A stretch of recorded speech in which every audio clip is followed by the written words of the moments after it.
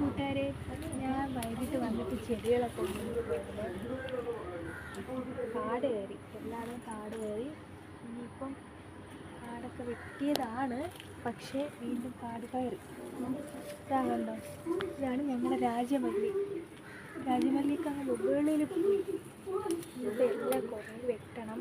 പിന്നെതാ ഞങ്ങളുടെ റോസ, ഇതാ കണ്ടോ എവിടെ പോയാണ് പൂത്ത് നിൽക്കുന്നത് നോക്കിയാണ്.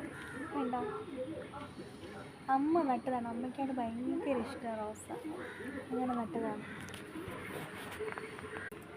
ഇതാണ് ഞങ്ങളുടെ കനകാമ്പരം.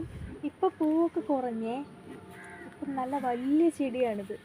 ഇപ്പം പൂവൊക്കെ കുറഞ്ഞ് ഇനി വെയിൽ സമയത്താണ് ഇത് നല്ലവണ്ണം പൂക്കുന്നത്. ഇതാണ് ഇതിൻ്റെ വിത്ത്, കണ്ടോ.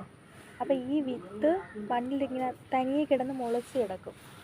ആ സമയമാകുമ്പോഴത്തേക്ക് അത് വീണ്ടും ഇവിടെയൊക്കെ വിത്തുണ്ടായിരുന്നു. 1-2 പൂക്കളൊക്കെ ഉണ്ട്. സത്യം പറഞ്ഞാൽ ഈ ആവശ്യത്തിൽ പൂവില്ലാത്തതാണ്. നിങ്ങളുടെ അവിടെയൊക്കെ ഉണ്ടോ ഈ ചെടി? ദാണ്ട് ഈ വിത്ത് വീണ പൊടിച്ചതാണിത്. ഇത് ഇവിടെ നിന്ന് പോകത്തില്ല, ഇവിടെ തന്നെ കിടക്കും. നമ്മൾ അവിടെ ഫുഡ് കൊടുക്കണം. ഇതാണ് മൾബറിയെ, പക്ഷേ ഇത് കാ ഇല്ല. ഇപ്പം കാ ഉണ്ടായിരുന്നു, കുറച്ചൊക്കെ കിട്ടി, ബാക്കിയൊക്കെ കൊഴിഞ്ഞു പോയി മഴയത്ത്.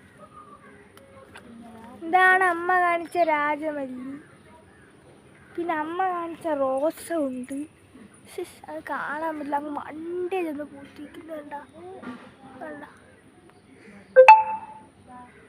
ഈ പൂ ഇതെല്ലായിടത്തും കാണും, ഒടിച്ചു കുട്ടിയെന്ന് പറയും. നല്ല പൊട്ടിയാണ്.